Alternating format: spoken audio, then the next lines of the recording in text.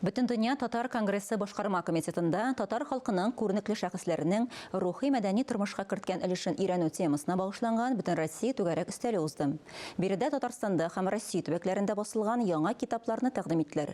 Чарада Мәскәү, Кемерово, Свердлов, Самара өлкәсе, Татарстан вәкилләре катнашты. Шулай ук биредә Бөек Ватан сугышының 97 яшьлек ветераны, журналист һәм язучы Александр Маловның чираттагы «Из глубин памяти» дип исемләнгән китабын тәкъдим иттеләр. Чара кысаларында галимнәр, туган якны өйрәнүчеләр һәм җәмәгать эшлекләре бүләкләнде.